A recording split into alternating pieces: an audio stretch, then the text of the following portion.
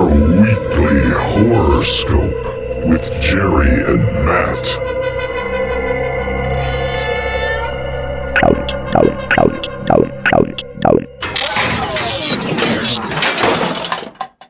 Hey, good evening, horror fans. Welcome to another edition of the Weekly Horoscope. I'm Jerry here with my partner, Matt. And Matt, this week we're going to be talking about terrifying technology. And this is something that really goes back to the origins of horror. And you go back to Mary Shelley's Frankenstein, which is mankind pushing technology in areas. And these movies always have the question, we can do this, and they rarely stop to ask, but should we? And that becomes the hook for pushing things forward, and at what expense. So I think this is a cool category, and really you can go a lot of different directions with this one. Yeah, I love the man versus God kind of thing that you were talking about. It's very possible that there's nothing more significant in the universe than the transformation of consciousness. That's why we celebrate a baby's first word. That's why our child's graduation. We admire someone when they learn new skills. And that's also probably why we have this obsession with artificial intelligence and augmenting technologies. It's much like a caterpillar knows to turn itself into a cocoon and turn into a butterfly. And the fun thing about this topic is that it delves into the darker side of how technology changes us rather than like the good side. Yeah, you see a common theme in these movies, even going back to Dr. Frankenstein himself, is obsession, often coupled with genius. And those two things seem to eliminate any filter of reason. And that kind of drives the stories forward. Yeah, and it's something I think that's innate to human beings. We become obsessed and driven with certain things, and if it's the wrong thing, it takes us in the wrong direction. Yeah, and the old adage, you're too close, you can't see the forest for the trees. I think that is another thing that our scientists or our creative people in these movies are almost victims of their own obsessions. Right. So they don't see the consequences of what they're doing, or they're unable to see the consequences. They're very short-sighted as far as what they're going to do with this technology. Exactly. Yeah. And I most of them aren't inherently evil. They just don't have the sense to think about what they're doing, is what it seems like to me. Right. All right. We're going to start with an old classic, something that we talked about on our greatest remakes of all time, and it was number 2 on our list. So it's a high quality movie, and it's going to be our first David Cronenberg movie that we cover in detail, and it's going to be The Fly from 1986, and probably Cronenberg's biggest hit, his most successful film. I won't debate whether or not it's his best, because he has a broad range of work that he really pushes boundaries at, but this movie was a big studio hit and really made Cronenberg a household name in the U.S. particularly. Yeah, it's one of my favorite movies all time. I remember seeing it as a kid, probably saw it way too young, like most movies. And to this day, one of my favorite scenes is when he's doing the arm wrestle and breaks the guy's arm. And still to this day, I'm just like, yeah. Yeah. And my first exposure to Cronenberg, due to my age, was I saw Scanners when it first came out, and in life and in going through movies like this, there's a few holy shit moments that you encounter, and I think I was 12 or 13 years old when the guy's head blew up on the table at the front, in Scanners, and that was one of my very first holy shit moments.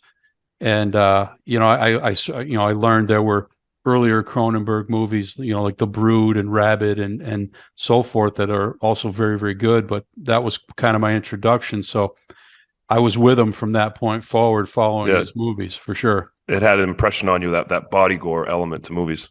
Yeah, and of course Cronenberg is the master of body horror, and The Fly is a perfect example of a lot of those things. And I thought it was really interesting to cast Jeff Goldblum for this role. I don't think he had done horror before this, had he? Not to my knowledge. This extent, Right. So for him to to be casted in a role like this where he's like transforming throughout the entire movie, and it was interesting for his type of actor. I think it works perfect. He starts twitching and acting different. Like it was actually a really good role for him. His manic energy and his odd Yeah. mannerisms fit the Yeah. the mad scientist role perfectly. I agree with you. Yeah. Our movie starts with the odd and awkward Seth Brundle, and he's at a press event held by Bartok Industries, which is the company funding his research. And he meets a science journalist, Ronnie, played by Gina Davis, and he tries to convince her that he has a life-changing invention that's going to change the world. But of course, she's a little cynical because this room is full of people like Seth Brundle, who all claim they have something that's going to change the world. But he manages to convince her that she really needs to see what he has, and she comes back to his warehouse / lab, kind of a cool setup he's got. It's a cool like loft, but it's got the big steel sliding door, and it looks like he's got all this like electrical generator stuff in there. Definitely a bachelor pad. There he shows her two iconic egg-shaped pods, and he tells her that he can teleport inanimate objects from one pod to the other. And this is kind of mind-blowing. You think of this is 1986.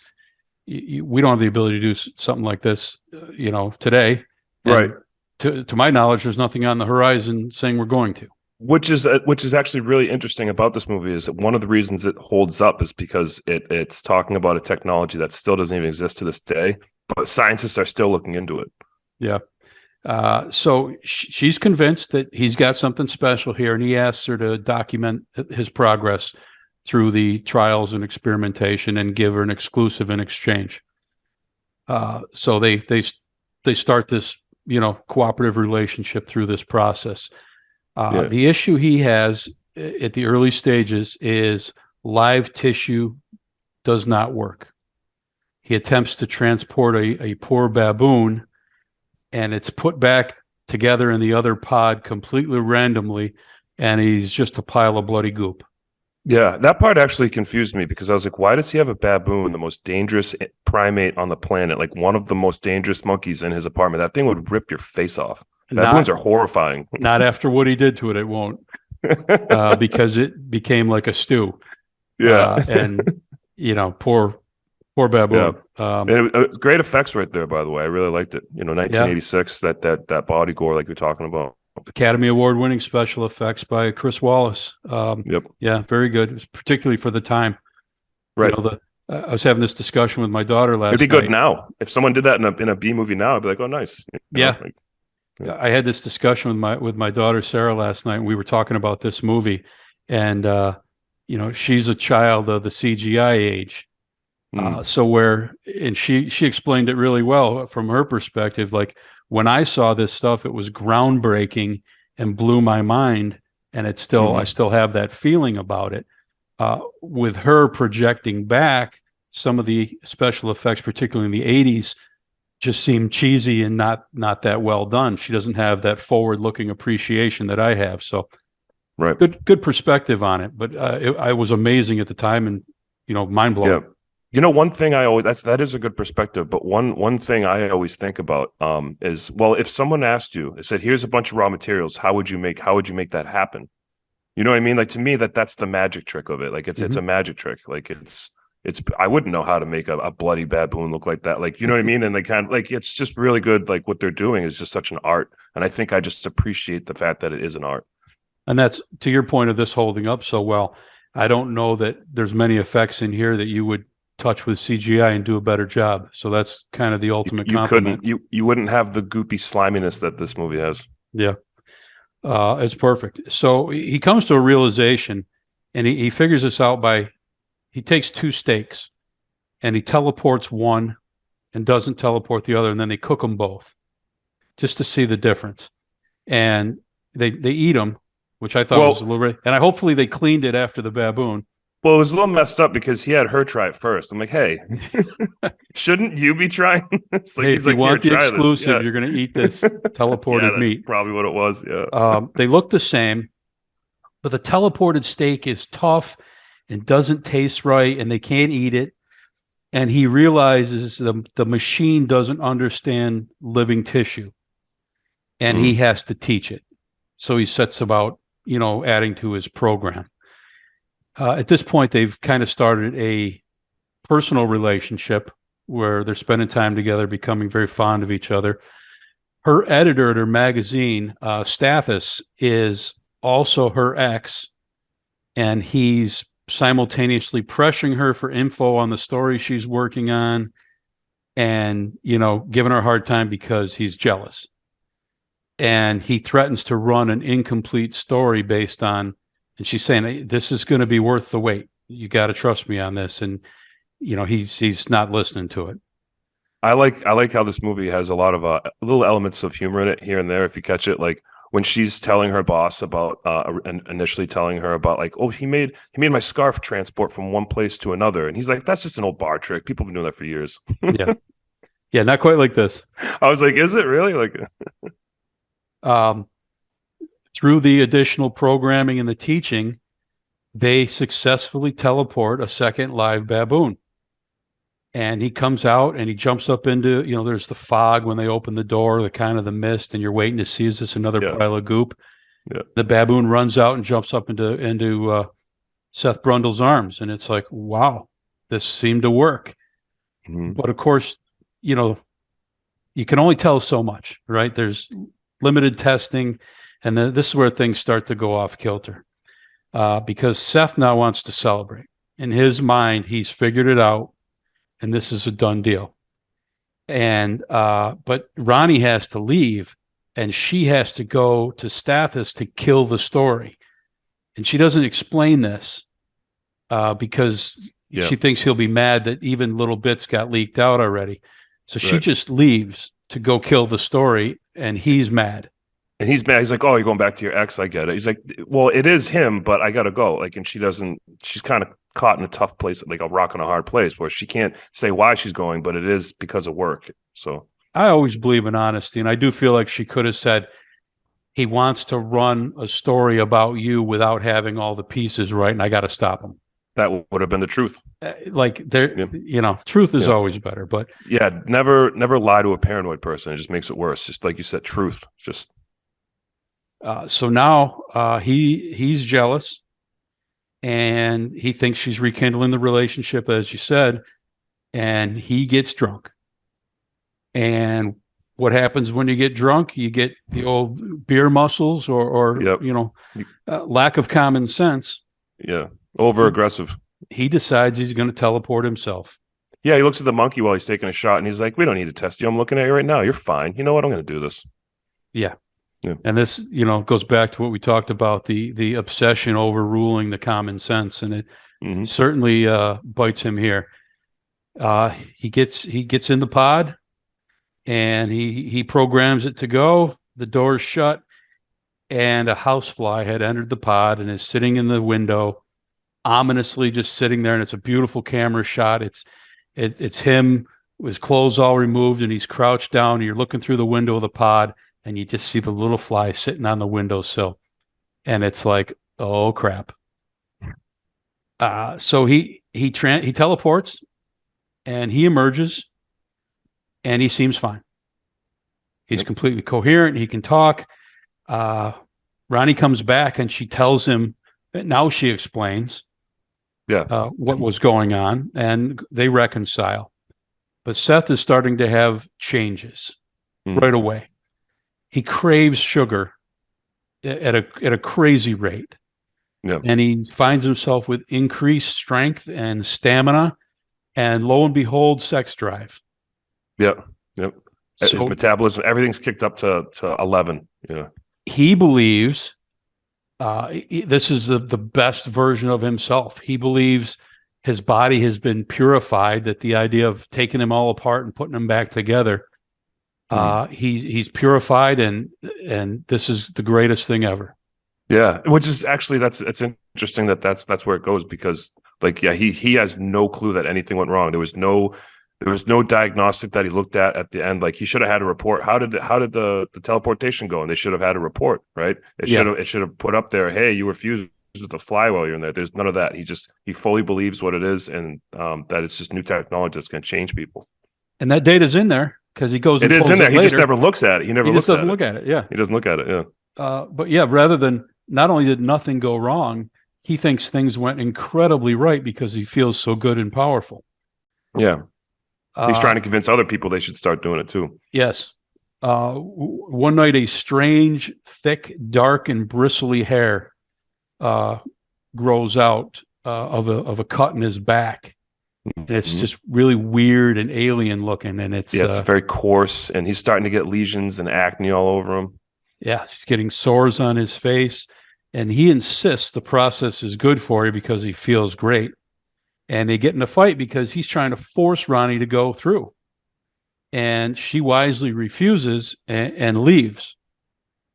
So after their fight, now he's mad, and we've seen that Seth Brundle, although brilliant, isn't necessarily socially and emotionally developed to the level he should be as an adult, because he flies off the handle, and he's very juvenile in their relationship in the interactions.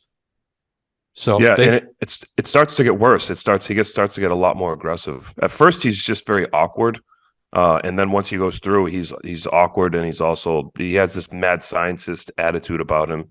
Yes.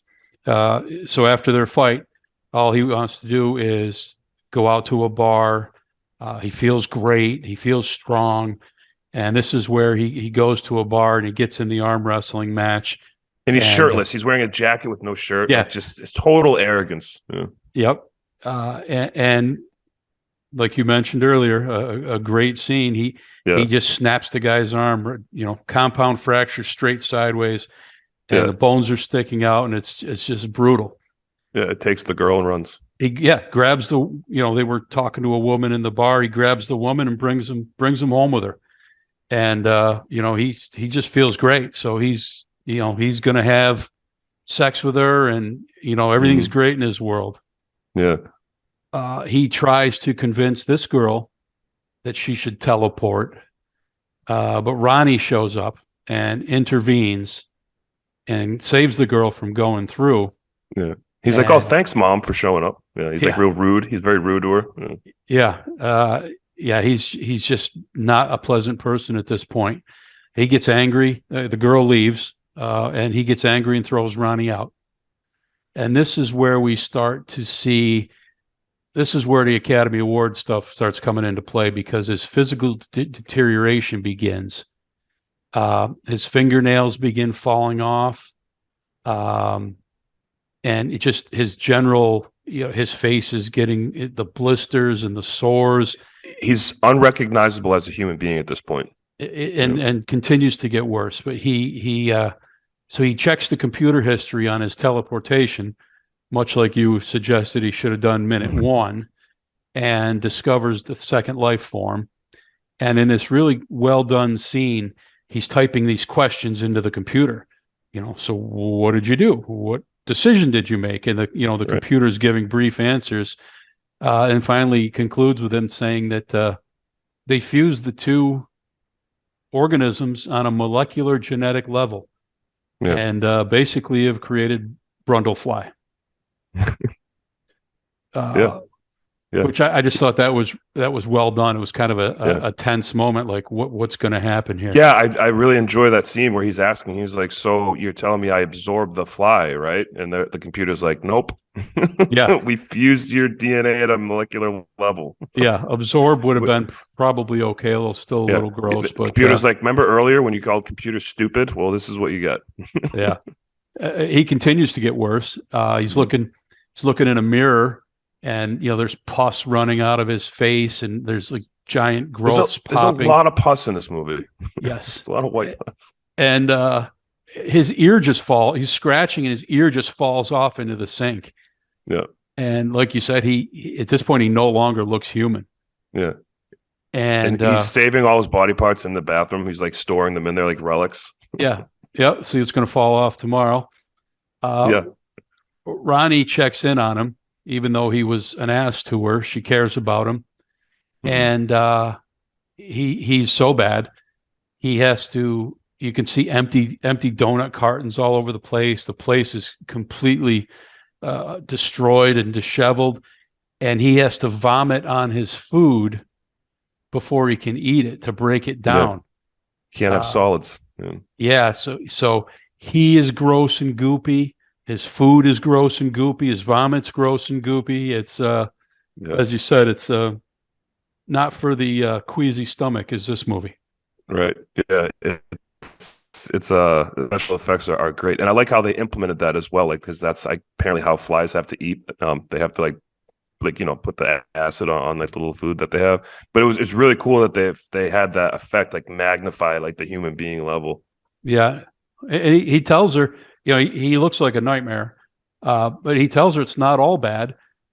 He can cling to walls and ceilings, and he demonstrates by climbing up the wall and walking across the ceiling, and she's just mortified. Yeah, he's walking up and down. He's like, "Hey, look at this new thing I can do. I couldn't do that before. Now I can do it now." He's kind of trying to be charming about it. And then he delivers what I think is a piece of brilliance. He gives her the insect politics speech, which basically concludes with him telling her that he's losing his human ability to reason and his ability to have compassion. Basically, like, you should be scared of me. Yeah.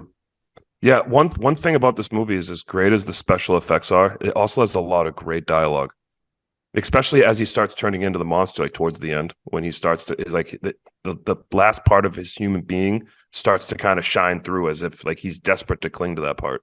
Mm-hmm. Yep. In fact, at this point, he tries to create a program to dilute the fly genes out of his body and replace it with human DNA.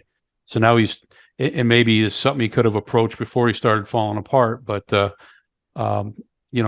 trying to hang on to that last piece of humanity. Mm-hmm. At this point, Ronnie finds out that she is pregnant and has a terrible nightmare about giving birth to a giant maggot. And she wakes up freaking out and calls Stathis and demands that he gets a doctor right now, this very minute, in the middle of the night, to perform an abortion. And he does.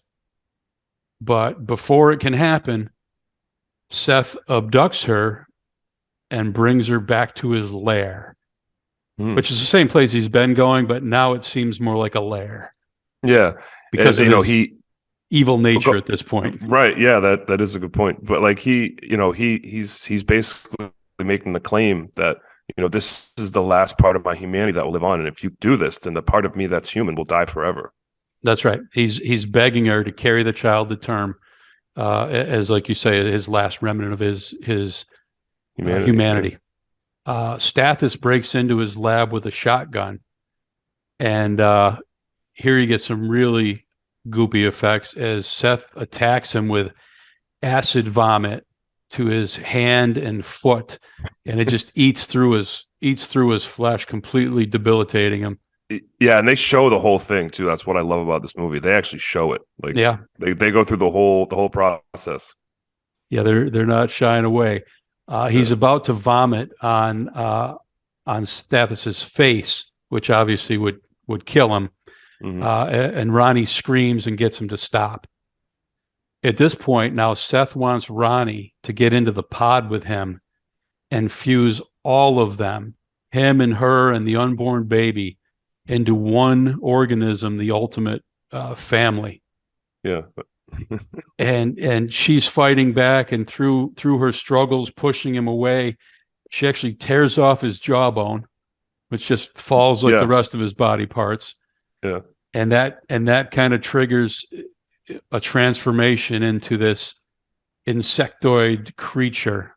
Yeah, like he starts to peel apart and opens up, and now there's no semblance of man left.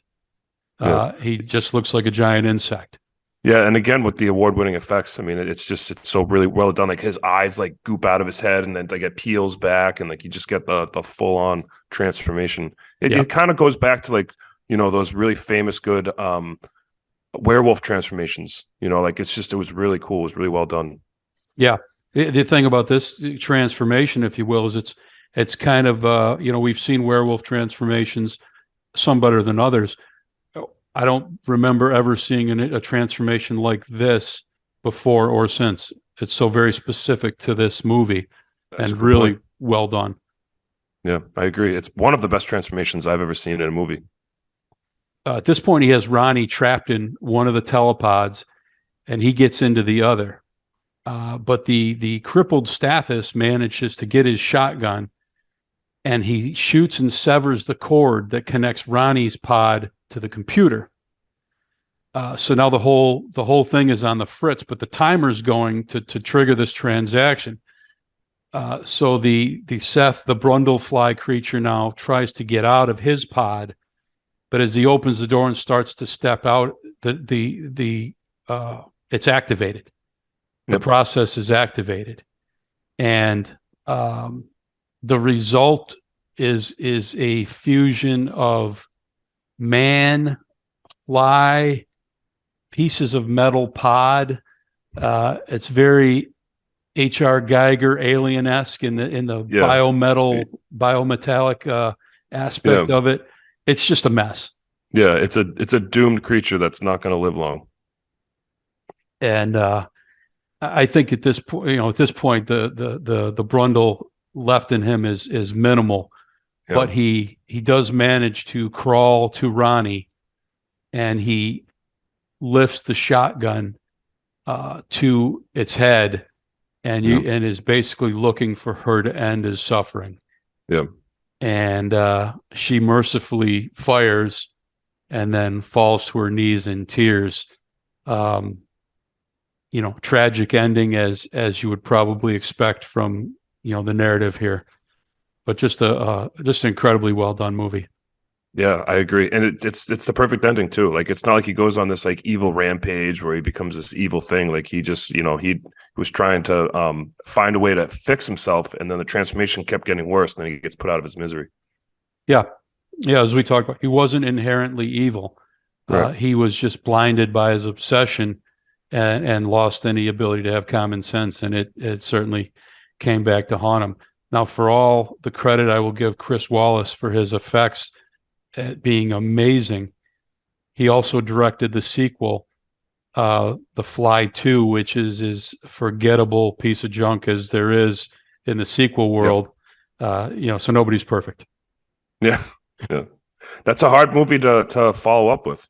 Like how do you even why even bother making a second one? I actually read an interview with Cronenberg where he had written a treatment for a sequel that he said it was kind of like a sidestep parallel sequel that that the sequel that was made wouldn't really ruin, but at this point it'll probably never get made. But I'd love to read it. Yeah, but I mean, part of the magic of the movie is that it was an accident, right? And so if the accident happens again, that's just like, well, okay, we're doing the same exact movie again. And then if it's not an accident and they're like, okay, we're actually going to try and use this technology to cure a disease and augment people. Like if we use this kind of this genome from this specific bug or something like that, and fuse it with people, it'll cure Parkinson's or something like that. And I could kind of see that angle, Yeah, and that's why I'm curious to, I think Cronenberg's got some out there, but often brilliant ideas. I'd really like to see what his idea was. But they could tie it to the original Fly's technology. Like they'll take his technology and they've enhanced it, and they're trying to use it for medical purposes now or something. And then you create this monster. I mean, that'd be kind of cool if they did it right. It's funny to me, there's so many great images, the ear and the transformation and the arm snap and different things, but the most indelible image and the most famous image you see of this movie is the pods. When you see those pods, you know exactly what movie it's from. Yeah. And I find that's kind of strange that the pods kind of were the lasting all-time image, but well, it's terrifying. It's terrifying technology, right? Absolutely. If you haven't seen it, by all means, check it out. 100%. Our next movie on the list is a newer movie. It's called Megan from 2023. It was a big hit earlier this year. Directed by Gerard Johnstone, and this is another example. And this is really a timely thing. You talked about the prevalence of AI. This movie is all about AI and kind of mirrors some of the themes that like the Terminator folklore taps into. Like, I read a thing that said in about 5 years, computers are going to be so advanced that the only way to make advancements in the computers are the computers themselves. And you read Quantum technology. and you read something like that, and that's like, maybe I've seen too many movies, but that's scary to me. Yeah. When you're not driving the bus anymore, I'm worried about where the bus is going. But and this taps into the AI part of it perfectly. And we're already seeing this with information dissemination.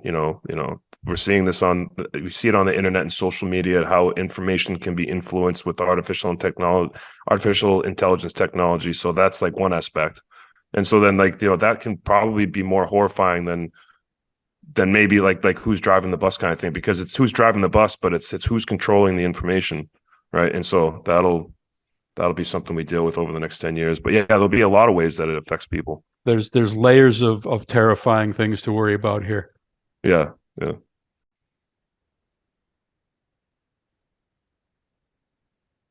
So our movie starts with Katie traveling with her parents, and they're on bad winter roads. They can't see, and they unwisely just stop the car. And while they're debating what to do, they are hit by a plow, and the parents are killed. Katie's Aunt Gemma works at a toy company, Funky, and she works on AI products, and they have a product on the market called Perpetual Pets that use some, simple AI function to communicate back with the kids. Yeah, like AI children companion pets. Yeah. Like a Furby kind of thing, only Furby, Tamagotchis, all that. Yeah, taken to a kind of another level. I just aged myself when I said Tamagotchi, by the way. Yeah. That goes for both of us. Yeah. She is working on a lifelike AI doll, but the boss doesn't like it and wants it scrapped. So Gemma, who's a single woman, no wife or no husband, no kids, she gets custody of Katie, and she doesn't know anything about kids. She doesn't know how to interact. She doesn't know how to communicate. She isn't comforting to her. She isn't affectionate to her. I found it ironic that somebody who spent their life making toys could be so out of touch with children, but that's what we have here. It is ironic, but I think that does happen in real life. You see people in these these toy marketing firms. It's possible that they're not really good with children. They're just good with all the numbers and the data and stuff. But it's also more importantly to me, it's exactly the same trope from Fly. It's the awkward genius, right? Mm-hmm. She's the socially awkward genius. Yep. Yeah, exactly. Like kind of the we talked about the beginning, the Dr. Frankenstein and the various reinventions of that same thing over the years. When Katie moves in with Gemma, there's a loudmouth neighbor lady who has a dog that keeps coming through a hole in the fence, and they squabble about it. And Katie is struggling. Gemma hears her crying at night. And Gemma can't even read her a story. She's like, oh, I don't have any story. She's like, well, I could download something. And then she's like, oh, well, the app's updating. Yeah. Just so unprepared for this. Yeah. And, you feel like most parents are when they first have a child, though. It's kind of relatable. You're like, you don't usually, you don't birth a 9-year-old. So that's true. Right. And, as you said, she has some awkwardness to her, maybe the genius thing where she just doesn't have the social skills, but you really feel bad for Katie on top of losing her parents. Yeah. What's really interesting about this movie to me is that ultimately, this movie is about a child that suffered severe trauma, like losing her parents, and then was made the testing subject for experimental technology to keep children addicted to a toy. Hmm. And that in itself to me is a horror, you know? And that's comes directly from her aunt Right. and Right. her inability to know how to deal with her on a human level. Yeah. When I first saw the trailer for this movie, I was like, no, I know what this is going to be. This is going to be, I'm all set.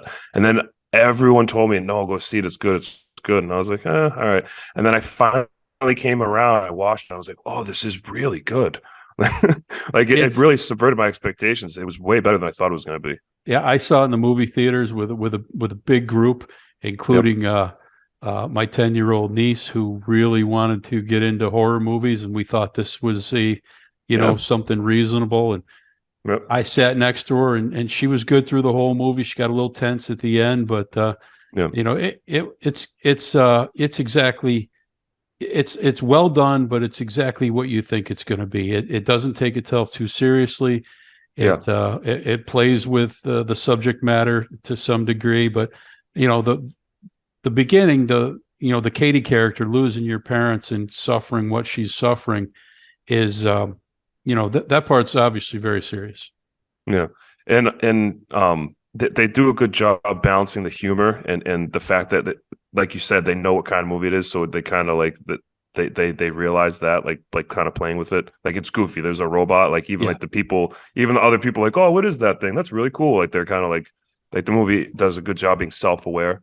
Yes, But also deals with really heavy like trauma and really heavy subjects and the child actor, she did a fantastic job. Yeah, she did. You could see the anguish on her face. Yeah, Quite often.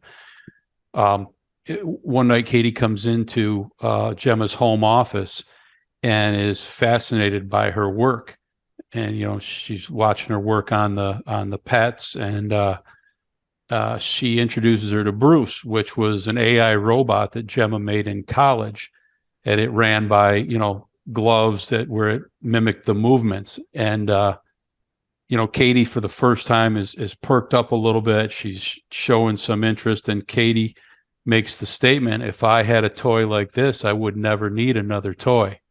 Yeah. And as the light bulb goes over Gemma's head. And that spurs Gemma to focus on that AI doll, even against her boss's wishes.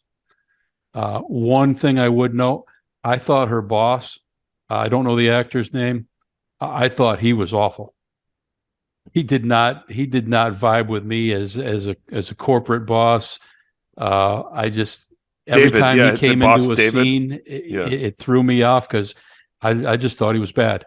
Yeah, it was very cheesy and almost comical, like almost like a Saturday Night Live skit version of what a tough boss would be. That's a perfect description. Thank you. Yeah, he just threw me off every time. But so nobody likes him. Yeah, but maybe that's what they were going for. I don't know, but that's how it felt. So she finished, kind of a miraculous part of movie making, but she finishes this AI doll in no time. Yeah, you're right. Yeah. In her basement. And she introduces Katie to Megan, and she pairs them together. And that means Katie becomes Megan's primary directive giver, and Gemma is Megan's secondary directive giver. And there's no time for testing for some reason. It just has to be done now. Oh, it goes so fast. And back to that common sense not coming into these people's thoughts.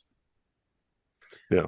When they meet, Megan draws a lifelike portrait of Katie with two pens, and the picture's kind of hidden, and she dumps some water on it. Megan does, and people think it's a mistake and that like she malfunctioned, and the water makes the portrait come to life on the page, and it's like, holy crap, that was pretty amazing. And you can see it looks like a legitimate picture of her too. It's not just a drawing. Yeah. So it's like this like precise, like computer technology precision picture that she makes. Yeah. With two pens. Yeah. It was pretty cool. And, Katie's fascinated and drawn to her. And everyone is, even the boss is like, whoa, like David, he's like, all right, let's get this going. Yeah. So they bring her home with them, which I would think in a corporate world that thing was not leaving the lab, but they bring it home, and right away you can sense Megan operating outside of her protocols and testing the limits of what she can get away with. Of her parameters, as she calls them, right? Yeah. I mean, that's computer parameters, right? And of course, you know where the movie's going, so it's not a shock. But the execution was good. Right. There's a scene where Katie's shooting some arrows, some sticky arrows, and one goes under the fence, and Megan finds it. You know, she scans the area, finds it, and she reaches under to get it, and the dog attacks her and is biting her arm. And Katie tries to help and get the dog off her, and Katie gets bit. Mm-hmm. So there's already conflict with this neighbor, but the best part of this scene is the Megan doll. Her hair's all disheveled, and there's leaves in it, and she just got shook around by the dog. But she's looking over the fence, and she's just eyeballing the neighbor lady, and it's like, oh boy, yeah, like she's gonna do some kind of retaliation. Yeah, she just shows her first glimpse of the evil intentions inside of her. Mm-hmm. Which is interesting. Which is interesting that's how she's programmed, like to do that instead of like taking some kind of like more of like a political stance. Like, hey, maybe we should go over there and talk about what happened. Like she'll deal with trauma, like with the child, but she won't deal with the trauma with the neighbor. Like, hey, a traumatic thing just happened. We should discuss it. You know what I mean? Like, so it makes you wonder, was her programming just so wrong that it was like just protect the child or something like that? Like, and that was her primary directive. It was to protect Katie both physically and emotionally. But there didn't seem to be any disclaimer to what ends. Right. So that very night, Megan calls the dog through the fence by impersonating the neighbor's voice. And she's calling it, and the dog's like, oh, hey, that's my master. And you just see the dog snatch through the hole and never seen again. Yeah. It's okay. This girl is serious.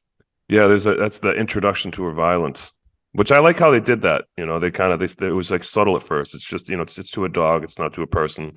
Which is, I mean, it's terrible, but it's terrible. It's kind of, right. It's almost like the serial killer killing animals as a child type of progress. That's a great analogy. Yeah.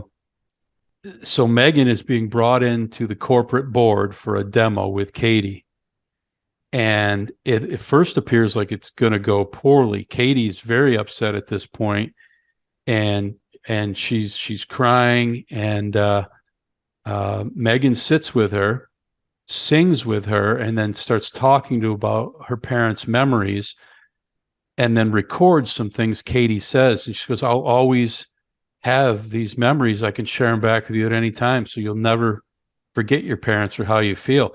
And the whole board is now crying, and they're in tears, and it's a huge hit. And they're like, Gemma's going to be promoted, and this is going to be it for this company. This is their big thing. Yeah, because that's what they wanted to do. They wanted to sell him on the emotional side. They said, listen, this guy, the head of the company, they're like, he's really, really tough with decisions financially. We've got to hit him emotionally. That's the only way to get him to do it, and they do it. So yeah, big success, even though it wasn't as drawn up. But Katie is becoming overly attached to Megan, and the therapist. They have a therapist visit regularly, like a social worker, right? Yeah. And, first of all, she notices the awkwardness with Gemma, where she can't play with her. She doesn't interact with her. That was one of their first meetings. But at this meeting, the therapist is nice enough to come to the office, which is, pretty cool. But she sees the whole demo, and she tells her, she's worried about attachment theory, which is someone who suffers a loss latching on to someone immediately afterward. Mm-hmm. And questions whether Megan is the right thing to be latching onto as an inanimate object. Right. Yeah. And it's not, they talk about how Gemma says that the research shows that parents spend 70% of their time doing instructions over and over and over again. Yeah. And she Repetitive said, so instructions. Yeah. right. So they create this companion to like help assist with that. And in my mind, I'm like, so you're just replacing the parent Yes. then, right? So you're replacing the parent with a piece of technology so you can do other things. And that's really an allegory to like the iPad children generation, right? Like, Yeah. here's an iPad, I got stuff to do, you know? Yeah. You're by definition, you're acknowledging your failure as a parent. Right. I Right. can't make this happen, so I'm going to get somebody else to do it. Yeah. But she has the scientific mind, like, no, I'm just making myself more efficient by not having to parent. right. Right. Yeah. And there starts to become this conflict brewing between Katie and Gemma because Katie's so attached, and Gemma's like, you gotta, you can't have Megan every day. She wants to send her to a school, and there's like an open house to go experience the school, and Katie won't go without Megan. She says she's learning more from Megan than she ever has before. And Katie was homeschooled by her parents before, they were killed. So this is another life-altering event for her. So finally she brings Megan. And at the school event, Katie gets paired up with the worst bully there. And I said to my wife when Brandon or Brendan or something like that. when we're rewatching this, I'm like, if you're trying to hook people in and convince them to come to your school, Yeah. that's not the pairing you would throw out there. Right. Right. That's just poor business. But right, it's bad salesmanship. Yeah. so the bully is, they get off into the woods. They're supposed to be collecting something, and the bully starts giving Katie a hard time, and poof, Megan appears, and the boy grabs her and runs off with her, and he's trying to get her to talk, and he's trying to bully her, and he's hitting her, and she's not responding until finally she just opens her eyes, and the guy's on top of her because he was hitting her, and she just grabs his ear, and in what I thought was a really cool scene, she pulls and the ear just stretches and stretches and stretches. Like a piece of taffy. Yeah. Yeah, it's all cartilage and skin until it reaches its limit and just tears off. And it's that old adage, like a nun grabbing you by the ear and you don't listen, right? Yeah. She's kind of doing that. Like, you need to learn to listen. And she's like, does it to the extreme where she just rips it off. Yeah, and it stretched way beyond what you thought it would, and it was kind of a cool scene. Yeah. He jumps off her and he screams, and she stands up and she's like, calmly says, "This is the part where you're supposed to run." And then he runs, and she starts chasing him, but for some reason is like on all fours, very animalistic, like galloping towards him. It's kind of creepy in how they do it, in a cool way. Yeah, I actually thought it was cool. Yeah, I mean, it'd be kind of weird if she was just like running, like Forrest Gump style. She's just like chasing him through the woods. Like, it was kind of cool how like they're in the woods where there's animals, so she kind of like starts doing that. Like, it was almost like a predator, like a spider-like but high speed. It was cool. It was very unique. And the other thing is, throughout this movie, and I think they do this to like get past the uncanny valley, is like she's always making like transformer noises whenever she moves. So it just constantly reminds you it's a robot, so it's not too weird, I think. Yeah, that's true. But she's chasing him. He gets to where he falls down a hill and rolls out into the road, and is just plowed over by a car. Just they don't. And when I watched it at home, I watched the unrated version. Coming. Yeah, and it was no different, that part in the unrated version. But I watched the unrated version on Peacock, and you just see his sneaker just like kind of spinning a little bit with the car moving forward, and the sneaker's there, and there's just a streak of blood, and I'm just like, whoa. Yeah. And that's really the unrated version, just takes those gore moments and holds them a little bit longer, shows a little bit more. Yeah. Essentially the same movie, but I don't mind a little bit more gore now and then. No, I don't either. So that night, back at home, now that the bully is disposed of, the neighbor has been harassing Gemma, accusing her, "You took my dog, you did this," creating more tension between the two. But Megan lures the neighbor into her own shed by making a dog sound in the back. And she's been looking for her missing dog. And as the woman comes in, she knocks her to the ground with a pressure washer and then nail guns her hand to the bench. Yeah. And this is part where the unrated version held longer than the theater version. She then blasts her in the face with the pressure washer till the flesh on her face starts to just rip away. Yeah. And I was wondering, I was like, is this a certain kind of chemical that's doing that too? Or is it just the pressure, or is it both? I think it's just the pressure. Yeah. Yeah, They she had just was blasting her in the cheek until it just started. You could see it like working its way through and then just tearing it turns away. to like this flap thing. Yeah, she's just like screaming and muddle. Yeah, it was a pretty gnarly scene. I'm always a fan of any scene with a nail gun. Yes. Nail guns are. I don't own one, but yeah, but they're always fun in these kinds of movies. if I did, I would want to make a movie with it for sure. You'll see one in the store, pick it up, like, oh, we can make a movie with it. Gemma, like, no, Jerry, we have work to do around the house. I need you to focus. Yeah, you're supposed to be hanging stuff, not I'm like, hang on, get the camera. At this point, Gemma's getting concerned and wondering how much Megan had to do with the boy's death. And then also, the dog's missing, and she's really starting to question is Megan being involved with these things. And she goes to review her video files, and they've all been erased, which raises even more concern. At this point, Gemma shuts her down and wraps her up and is taking her to the lab. I have a question about this scene. When the Alisa, like the Alexa thing that they have, it says, how are you feeling today? Would you like me to play your playlist? And Gemma's like, I didn't program you to ask me how my day was. Now, after that happens, they show Megan standing right there, like behind her computer. Was that Megan mimicking that voice? That is, or exactly. did she reprogram it? Like what well, was that?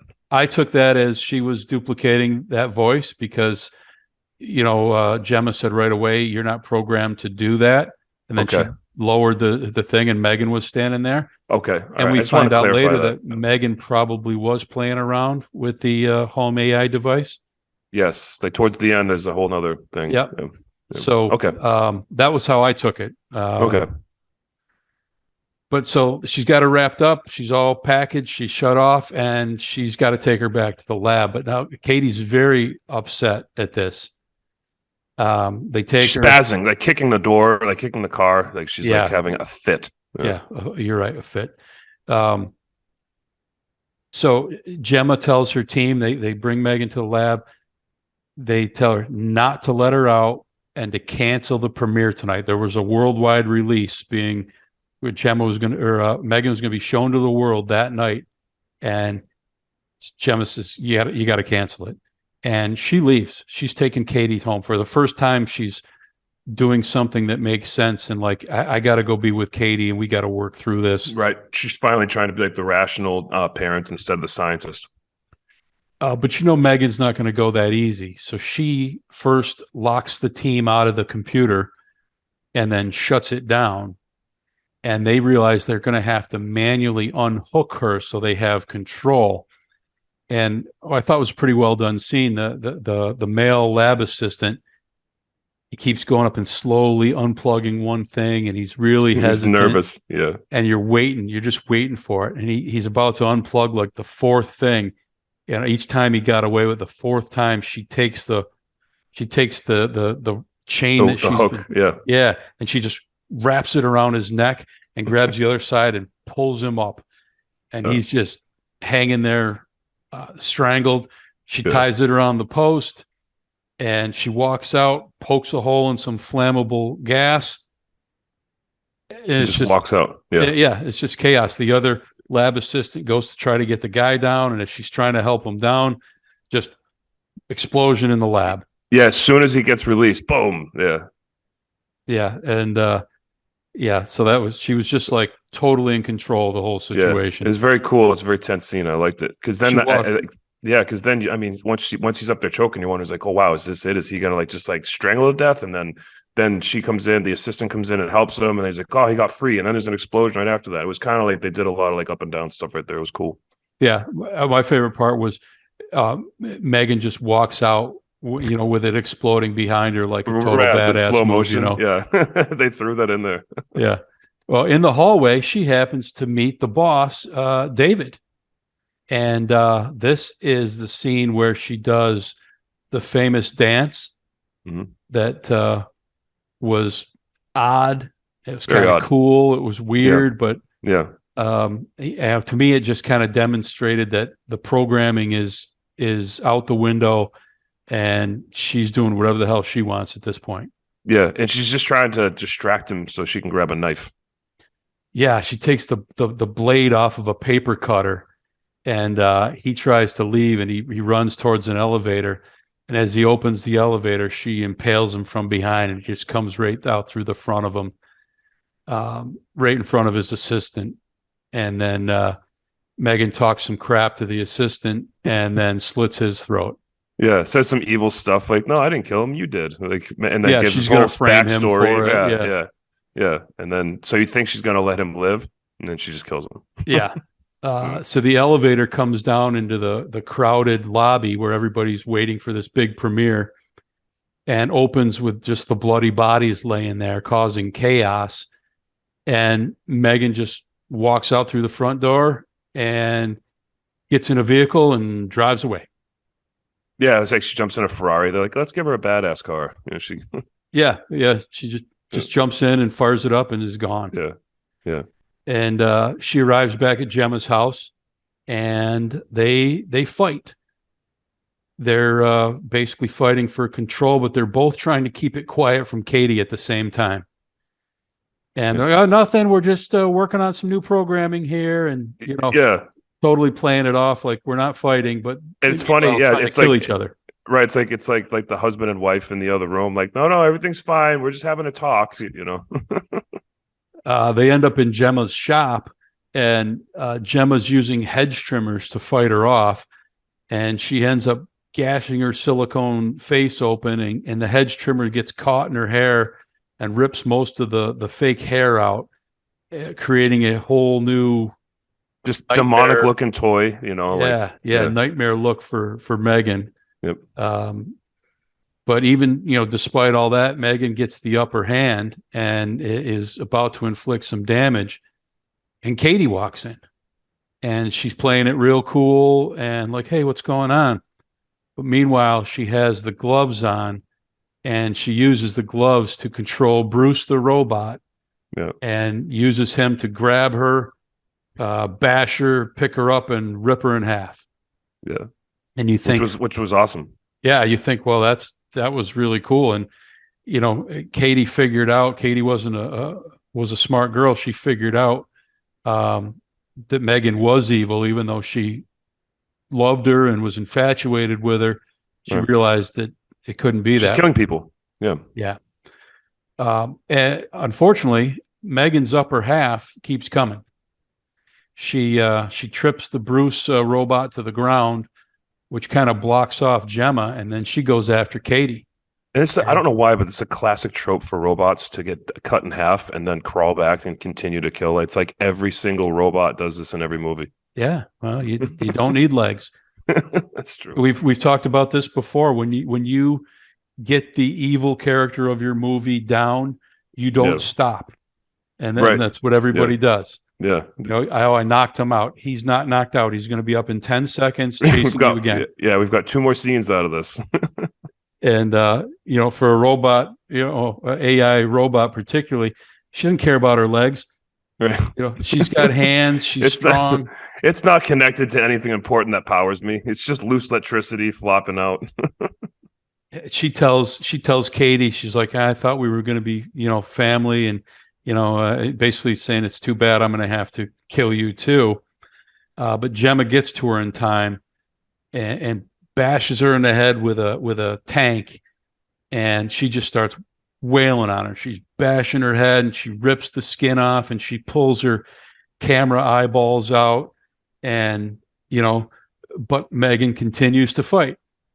And at this point, she gets back in control. Now she's just a metallic head. Now it's just a regular. Yeah, there's not even a doll part on her. It just looks Yeah. like a robot head. She's like the daughter of the Terminator without the skin. You know, the metallic Terminators they show in the. Yep. That's exactly what she is. Yeah. But she's still going, and she's about to finish Gemma when Katie takes a screwdriver and sticks it straight through the middle of her CPU, which is in the middle of her face, and finally shuts her down. Yeah. It's like John Wick killing someone with a toothpick. Yeah. At this point, Katie and Gemma hug, and the whole movie, particularly at the beginning, I'm like, give the damn girl a hug. She just lost her parents. Like, right. Give That's her a all she hug, wanted. for Christ's sakes. Right. And now she finally hugs her, and they've through this trauma, they've been brought closer together, probably with a better understanding of each other. Yeah. And I mean, through a nightmare scenario. And it's interesting that like the social worker, who I thought it's done on purpose. She's very pretentious. She's very condescending. But ultimately, at the end of the movie, she was right the whole time. Yeah. She was like, you can't, like, we need to get this kid out of here. You know? Yeah. No, right on with that. That's exactly it. The last scene is, they're hugging and the camera goes through the house, and we see the digital assistant lights up on its own. And it's a made up version of a Siri or an Alexa or a Google Home. Elisa is what they call it. Yeah, Elisa. And it just lights up on its own, leaving the question mark hanging, Right back to what I was saying earlier. Did she hack it? And Yeah. then she downloaded her software into it, so she's in the house now, It Which gives you that. I mean, if it they gives want to that- make a second one, Yeah, it gives that vibe for sure. And I don't know if they're making a sequel, but the movie was hugely successful, and that usually means when there's money available, there's money to be made. Yep. Yeah, they're going to make a sequel. And like I said, this isn't a world beater of a movie. I'm not going to tell you this is the greatest movie ever made, but it's very aware of what it is, and it's fun. And they do a good job. Yeah, I think that's the best way to put it. It's fun. It has some coherency as far as like, the trauma with the child and the addicted technology, and like there's some coherency with it, as goofy as the movie is. So it works. But good balance, like you say, serious subject matter. Yep. And then they go a little bit goofy. So it's good balance. It's a fun movie. Yeah, I agree. I liked it. Yeah. Cool. So terrifying technology. It's be curious to see where this goes. It's certainly a subject you could tap into for movies going forward. And as the technology changes, as we kind of talked about, the fears and the terrifying scenarios can change. And excited to see what, assuming they're just movies and fiction, excited to see what that brings. Right. Yeah. And it's one of my favorite, this is one of my favorite subjects. I hope we get to revisit this again, because there's a lot more great movies like this. Yeah. Yeah, absolutely. For sure. Okay. Well, that's our show for this week. We are the Weekly Horoscope. We appreciate you for listening and tuning in. Check us out on YouTube, Facebook, Twitter, TikTok. Yep. Or email us at theweeklyhoroscope@gmail.com. We'd love your feedback or suggestions. Until next week, I'm Jerry, and that's Matt. Tune in next time. All right. Thanks, Jerry. Thank you, everyone.